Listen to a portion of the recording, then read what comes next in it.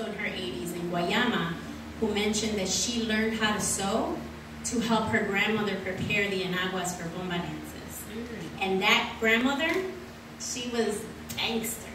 She used to gather with her girlfriends in a home, and they would prepare their enaguas, and she would go to the bomba dances with a suitcase full of enaguas that over the course of the night she revealed one after the other. And so the practice there was going out in the space, lifting the skirt, creating the figure around the man, but then also revealing that very unique and specially created enagua. So you can imagine if she's a dancer, she's a hardcore dancer, she's dancing all night, and every time she goes out, she's got a new enagua. I mean, like, that's crazy.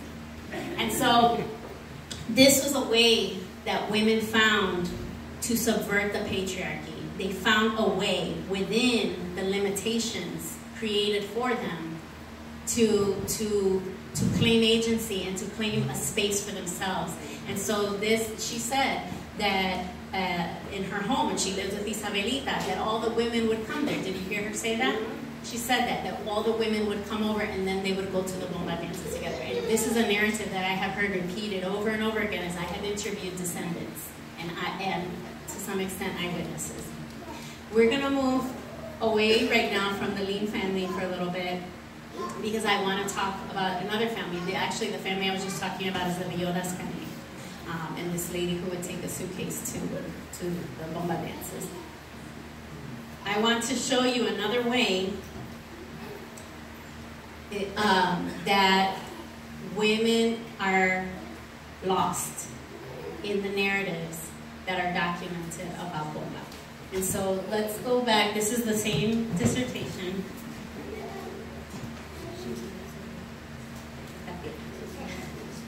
Okay. Hold on.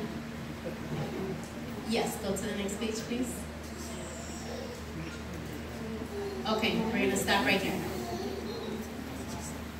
So, do you remember the name Amalia Villoldas in the list of famous bomberos from the South? So we're going to be talking about Amalia Villoldas. Even though her name is not here, she's here. She's missing. She is a missing person in this paragraph. So here he's talking about some of the people he's interviewed in Guayama. Chato claimed, and I actually have a video on YouTube, on my YouTube channel, that is about Don Chato. I interviewed him, and there's a video of that interview on YouTube, so that if you'd like to see who this person is. Chato claimed the best female singers were Maria Texidor and Salome Villoldas, and these two, they were buddies. Mother of Seda's principal informant, Julia Clavel, which is true. Salome Villoldas was Julia Clavel, Villoldas' mother. Candelaria, and that should be Pusa with a P.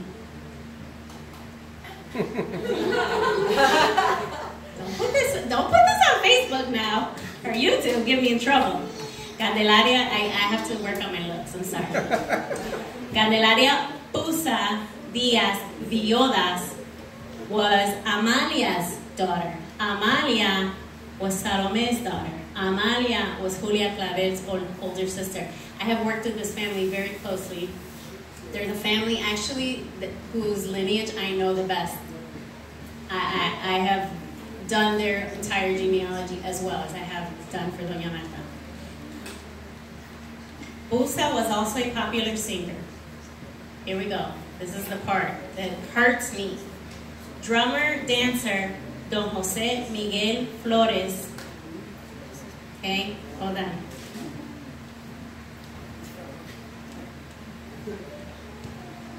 His name is actually Don Miguel Flores Lopez. Okay? Villoldas is inserted in here. His wife's name, I'll tell you, she died actually last June. Her name was Evangelia Diaz Villoldas. So this person is now melding the names of the couple. Jose, say that again, please. Jose Miguel Flores Lopez, who is married to Evangelia Diaz Villoldas.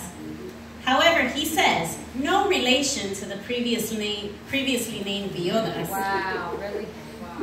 Woo! I mean, I'm starting to sweat, people. So he's married to a Villoldas. This is his sister-in-law. This is his wife's aunt. This is his wife's grandmother, but no relation to the previously named Villoldas. And the explanation given is this is the most common last name in the area. There's even a barrio named Villoldas. There was a plantation owner, and so like many of those names carry on still because they name sectors or barriadas or barrios there throughout Puerto Rico. So Amalia Villoldas is present, but she is missing. She's there, but she's missing. And these are how this kind of documentation that people look to inform themselves about Bomba has so many misrepresentations, particularly of women. Women are lost. Women are silenced, and their contributions are missing. Though I have interviewed Don Miguel Flores Lopez, I have danced with him. He's one of my teachers. I love that family. I'm very close to them. Don Miguel will tell you children were not allowed at Bomba dances. The person who tapped him into this society of culture bearers and practitioners was his soon-to-be future mother-in-law, Amalia Villoldas. Amalia Villoldas, the one that in 1966 Maria Luisa Muñoz identifies as one of the most critical bomberas in all of southern Puerto Rico. She, just like Isabelita created for Doña Marta, Doña Amalia in Guayana, the Villoldas family was running things. Amalia Villoldas created a space. She authenticated his participation in this tradition. Just like any global practice of an ancient tradition, there is a relationship between a master and apprentice, right? Anything. I mean, I'm going to give you the most hokey example. Karate Kid. It's a trope, but it represents a truth, a global truth.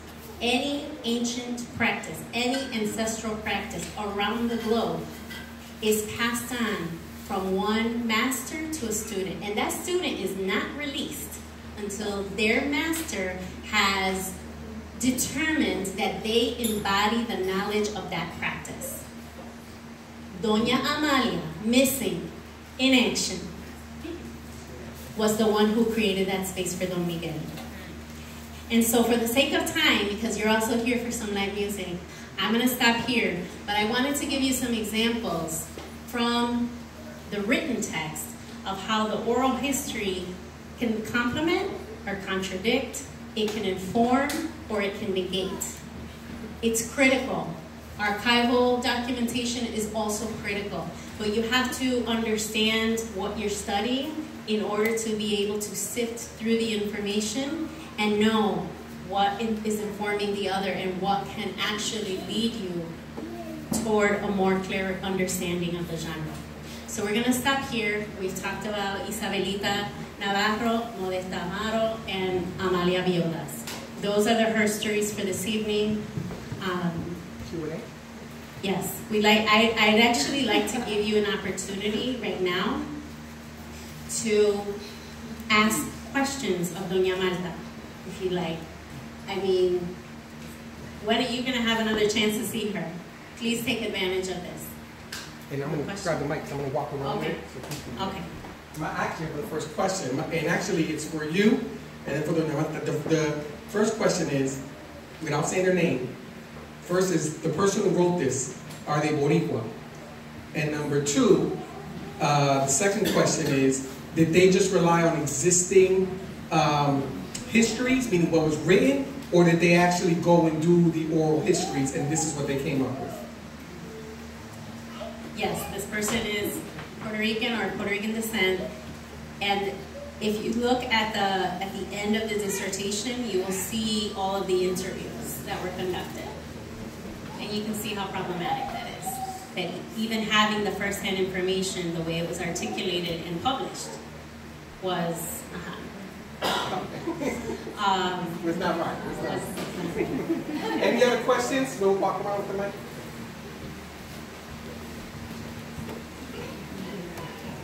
Buenas tardes, doña Marta. Mi nombre es Lisette Santiago. Soy de Ponce. Me crié en el barrio San Antonio. En Ponce, al ladito de la Central Constancia. Yo quería preguntarle algo que siempre pues me llama la atención y dependiendo del maestro y de la persona y de la religión me contestan, pero quisiera que usted me contara si las mujeres usaban zapatos o no usaban zapatos para bailar bomba. Sí, usaban zapatos. Ajá. Y mi abuelo le gustaba siempre los trajes de hilo. Era muy famoso, trajes de hilo los trajes de hilo que eran caros. Eso es lo que le gustaba, el blanco. Era una manera de estar elegante. Y entonces de Ponce estaba, también de Ponce iban muchos, estaba don Pedro Torres, que vivía en el Machorito, no sé si se acuerdan cuando yo estaba acá en el estado, que pasaba el río Duque, ¿no se acuerda? Pues iba el señor, iba Nicanora, doña Nicanora, iban muchos de Ponce para allá para Arroyo a bailar bomba, igual que iban también de Teresa. Y entonces lo que se usaba era una guagua, iban en una guagua, porque ustedes que antes no había, ¿cómo se llama? Autopista. Lo que había era la calle vieja, que uno iba por la calle vieja. Esa era la calle que existía. Pero era muy bueno, usaban zapatos. Sí. So the question was, did women wear shoes to dance? And she answered yes. And I will answer, of course they did. They're social dances, and they're, you know, this is often goes back to a racist stereotype of black cultural production, and that it has a very particular manifestation that is informed by the Western world's understanding of the African diaspora and African cultural practices. Bomba was a social dance. It happened primarily on holidays and weekends. And so if you go to YouTube and you look at Proba's YouTube channel, you'll see that video of Don Chato, and he says that every year he organized a bomba dance on the evening of Sábado de Gloria. So Saturday of Holy Week, there was a bomba dance in Puerto de Jobo in Guayana. Women wore shoes because they wore shoes. So, yep. All right, next question.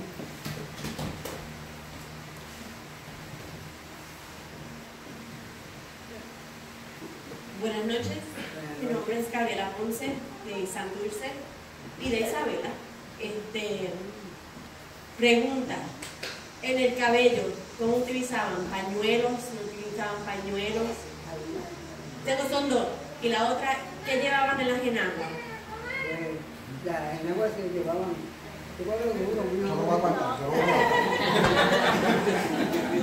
en la enagua se llevaba puntilla o encaje. Sí, en el rito design, o sea, ¿cómo se llama? Se hacían distintas figuras, tú sabes, en la enagua, bien bonitas. ¿Y qué me preguntaste otra cosa que me olvidó? El cabello. Oh, las mujeres no todas usaban pañuelos, las que querían ponerse pañuelos se ponían, pero no todas, ¿tú entiendes? Era la discreción de cada cual. Also on my YouTube channel, I have a short video that I posted in the event page for this that is from the Viudas family and my research with them of Doña Luz María Rosado Viudas. She is the sister-in-law to Don Miguel Flores Lopez. And I asked her to demonstrate how in her family they wore the pañuelo. So you can see that from in her family, how that video, what that video looks like. And the video that was playing at the beginning, that video is also on YouTube, not on my channel, but there's that video can be found as Bomba del Sur. And you'll see the women there, and they're not, most of them do not have pañuelos. And the other video, I think I titled it Cómo se amarraba el pañuelo en la familia Viodas, something like that. And she talks about how her mother, Amalia Viodas, used to tie her pañuelo, and how Salome Viodas, Amalia is in the video that was playing at the beginning. Salome Viodas is in the video clip of Bomba in the documentary called La Plena. Salome is in that video. And so Doña Luz demonstrates how Salome tied her pañuelo.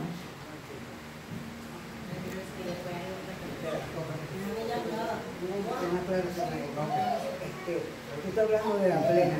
La plena es... Yo mencioné un documental. La plena es diferente. She wants to clarify. Sí, ella está hablando She de thinks la I was plena. talking about Plena. No, que tocaste el dijiste la palabra. Un documental de la Plena donde hay una escena de Bomba, una estampa de Bomba. Estaba hablando...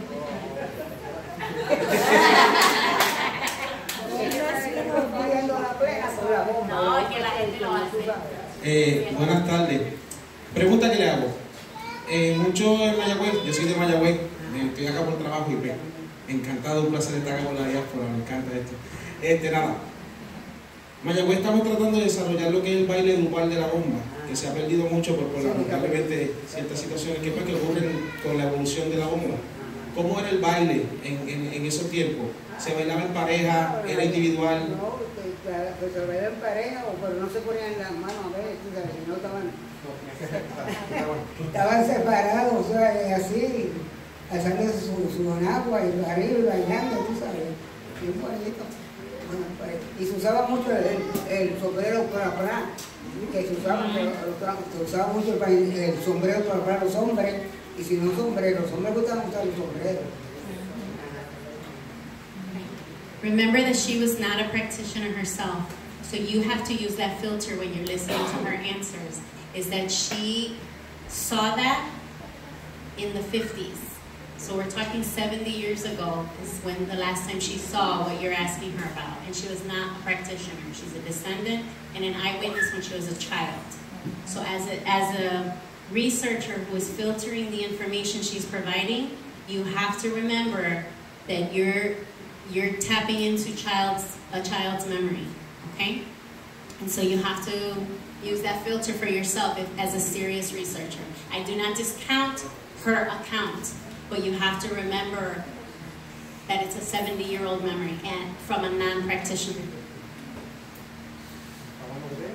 Okay. I'm coming your way. Un placer estar aquí, muchas gracias por usar su tiempo hablar con nosotros. Mi nombre es Sasha, yo soy de South Bronx, soy New Yorker también y dominicana. Y quisiera preguntarle sobre entre la comunidad de las mujeres negras, cómo se trataban las mujeres que eran más oscuras, más claras, por otras mujeres, pero también por otros hombres.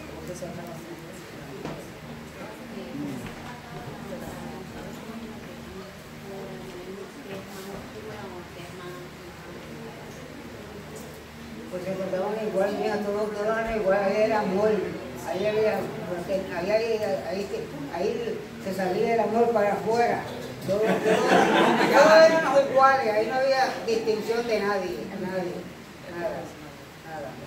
Cuando yo era chiquita, 15 años, y siempre estaba con todos ellos ahí, imagínate tú. So I'm going to help curate continue to help curate some of the responses. Doña Marta left Puerto Rico in 1963.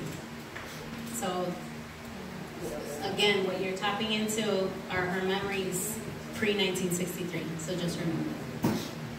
I had two over here and one back over here. And then we should probably... Then we'll take it to me. Buenas noches. Doña Marta, le tengo una pregunta. Cuando usted fue a su primer baile de bomba, ¿cómo fue ese acontecimiento? ¿Quién se lo anunció? ¿Y usted se acuerda que se puso? ¿Estaba contenta? ¿Había una ocasión especial que se estaba celebrando? Sí, pues yo me puse contenta porque yo vivía con mi tía.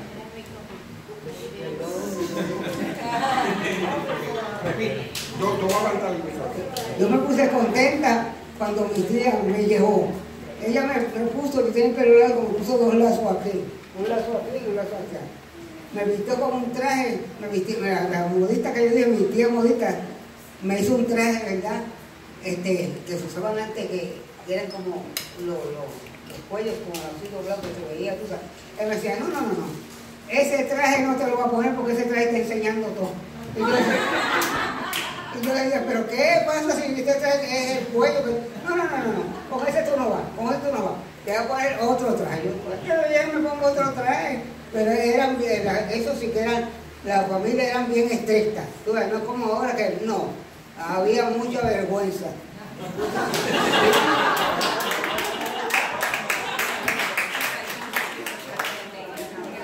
We got 2 questions. There was one there, and I think one over there. Okay, so for the people that didn't understand Spanish, he asked her, when you went to your very first Bomba dance, what did you wear? What was your experience like? And so she recounted that at that time she was living with her aunt, and her aunt put two little pigtails with bows, and then she dressed herself, and her aunt was like, you're not leaving the house like that, showing all that mess. So she got in trouble. And then had to change. Right. A little bit of her shoulders were showing, and that was not happening. We had 2 last questions. I think we have one more person over here. Going once, going twice, and over here in the left, yep, in the back.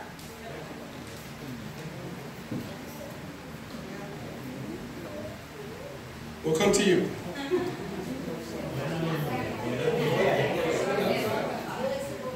Buenas noches, mi nombre es Víctor Maisonet, mi familia Maisonet González de Arecibo y Manatí. Yo soy maestro de salsa y me crié bailando folclore y lo practico actualmente. Pero lo que me interesa saber es, ¿qué era la comida que cocinaba esta señora que usted mencionó que decía, cocinaba riquísimo? Y tengo curiosidad si lo que traía al grupo era la confección de las enaguas y la comida era más como la celebración, o si venían a trabajar, o si venían a cocinar y la celebración entonces era el baile, o y la confección de él. So the question is about food. What was this great, delicious food that she will cook? Because that's actually the question I wanted to know. No iban a cocinar, ella cocinaba para nosotros. Esa era una comida exquisita. ¿Qué cocinaba? Cocinaba pana, ensalada con bacalao y ¿cómo llaman? Aguacate, arroz blanco, habichuela guisa con patitas, pernil, que tú ya no te digo, un pernil que olvídate que eso era para terminar. Y yo decía, no se vayan, yo decía, aquí me quedo. Pero no cocinaba la gente, cocinaba ella y nosotros íbamos allá, la gente iba allá. Era una cosa bien buena, bien unida, una unidad bien buena. Me gustaría que llegara ese tiempo. Me gustaría que ustedes buscaran esas raíces, que buscaran eso bueno que Puerto Rico tenemos, que Puerto Rico dejó. Eso es bueno que la sigan, que sigan su... So the question was, the lady that you mentioned earlier, which was Modesta Amaro, what was it that was so great that she cooked? And was it that she cooked and the enaguas or the petticoat, the creation of them was which one was the focus? The cooking or the creation of the enaguas? And so she said that she cooked for everyone, and that then he asked her what kinds of things that she cooked, and she said breadfruit. She cooked salted codfish with avocado. She made white rice with stewed beans and pig's feet, and she made roast pork. And fish. It's a coastal community, so there's lots of fish. So she's gonna keep on going. Y'all got her started. She ain't stopping. All right. So I do want to interject that tonight is a fundraiser for a project, and we're going to take a minute to talk about that project. So if you have not paid at the door, if you please see Kojo. Kojo, where you at? Kojo's right there. Kojo will take your payment. Kojo's also selling water. They do have water for sale. Everybody's burning it up. So tonight, I just want to tell you quickly about the project. So Kojo is one of the master teachers at the Capoeira school that uses this space. And Kojo approached me a few months ago and said, you know, I want to be part of the relief efforts for Puerto Rico, and what I have is my art. And I have a vision for using my art to heal some of the trauma that is rampant in Puerto Rico. And he said I would love to collaborate to help bring healing to this trauma through the arts and through rhythm in particular. And so he invited me to co-organize. He invited another one of our friends in Puerto Rico, María Torres Lopez, and the three of us are working together on this arts healing initiative called Ritmo Resiliente, 4,645 razones para sanar. Resilient rhythm, 4,645 reasons to heal. And so the project is taking capoeira to Puerto Rico and will be in different cities, specifically in communities that were really hard hit by the storm. And bomberos on the ground are already mobilizing. There are different practitioners of different types of holistic medicine who will be collaborating. The project begins in Jayuya at the Jornada Taína, which is a national festival celebrating Taíno culture, or First People culture of Puerto Rico. And so the project is going to kick off there with the Taíno community there, and a doctor of naturopathy who's coming from Mayagüez to provide consultations. And so that project is kicking off on August 10th and 11th in Jayuya. Then it's going to go down to Barrio Mariana in Humacao, where there was a community who before the storm was already engaged in cooperative living because of the great poverty in that community. And so the project is going to Humacao to provide classes for children in Barrio Mariana in Humacao. From there, and the naturopathic doctor will also travel there to provide consultations there in Humacao. From Humacao, the project is going down to Ponce, and we'll be collaborating with an orchard that's being built, a community garden, an urban garden. And there, the community will receive capoeira instruction, bomba instruction from our friend Archie, who's down there, and acupuncture. From Ponce, it's going to go up to Loíza, where we're coordinating with Revista Étnica, and the community there will receive capoeira instruction, meditation instruction that is specific to domestic violence and how to combat the trauma around domestic violence, particularly in the wake of this grave trauma in Puerto Rico post-storm. From Loíza, the project, that will be, so Humacao is 10, 11, 12, 13th through the 15th, Ponce is August 16th, Loíza is August 17th, and then the project will end in Guayama on Sunday, August 19th, with capoeira instruction, bomba instruction from Colectivo Umoja, and Reiki. And that'll be in Guayama.